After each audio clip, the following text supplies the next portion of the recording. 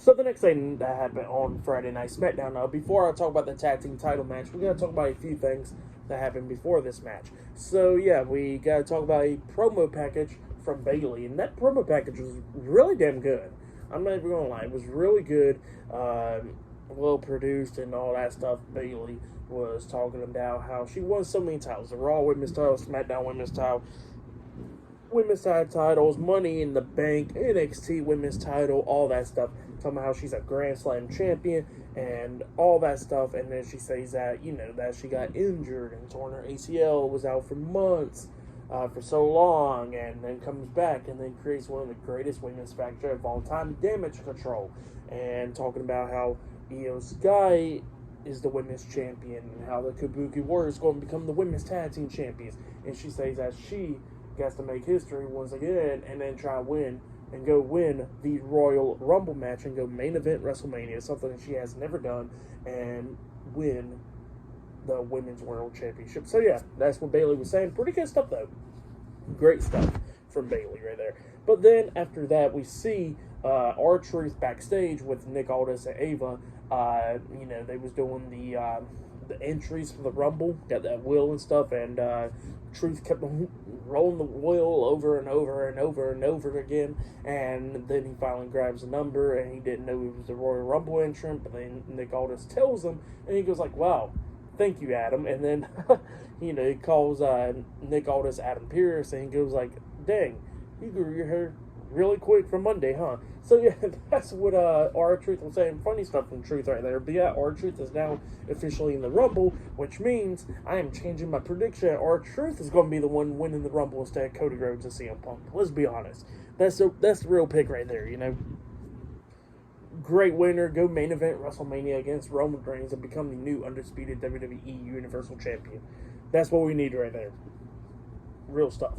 But yeah, then we get to the next match of the night. It was the WWE Women's Tag Team Champions, Katana Chance and Kayden Carter versus Asuka and Kairi Sane, the Kabuki Warriors, in a tag team match for the WWE Women's Tag Team Championships. Damage Control was not at ringside for this match. And this match was a really good match between these two teams right here. They was beating the hell out of each other and all that stuff. Asuka coming in, and Asuka and Katana Chance getting taken out as well. And Kairi Sane starts doing like the back fist onto Kayden Carter inside the ring. She climbs up the top turnbuckle and jumps off with the insane elbow, but Carter puts her feet up in the air, which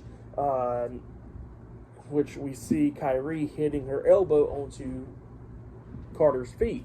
And then that's when Carter starts beating down Kairi and all that stuff. And then it looks like we was going to see the tag team champions retain, where we actually see them hit their finisher move, the tag team finisher move, the kickstand onto Kairi, and then they pinned her. 1, 2, Asuka breaking up the pin at the count of 2. Asuka gets tagged in. I think Asuka was the one that actually got hit with the kickstand, actually, not Kairi, my fault. And yeah, the pin got broken up at the count of 2 because of Kairi. So yeah.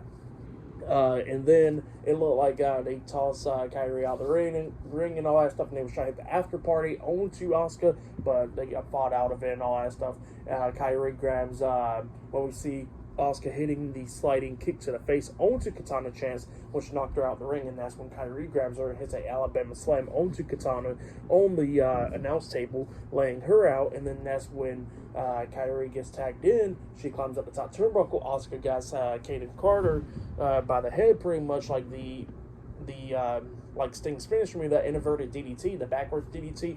She grabs her like that, and then they hit their tag team finisher move, the insane elbow drop with the inverted DDT onto Kayden Carter, and then Kairi pins Carter for the 1, 2, 3. So yeah, Asuka and Kairi Sane defeated Kayden Carter and Katana Chance tonight in the match, and they are the new WWE Women's Tag Team Champions.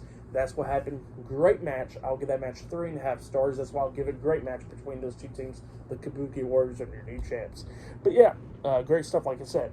And we see Damage Control going out there, all of them celebrating with them pyro going off. Great moment there. But yeah, and then after that, we actually see Paul Heyman backstage, and Jimmy Uso's back there, and Solo Sikoa is too. And Paul Heyman looks at Solo, and he goes like, "You solved the problem last week, but you need one thing, and that's to fix the problem." and he tells Solo to not be to be merciful and all that stuff. So yeah, Solo's like, got it, and he walks away. And apparently he smiled, and Jimmy Uso's like, what? Him smiling? That's weird. And Paul Heyman looks at Jimmy and he goes like, let me go ahead and talk to you.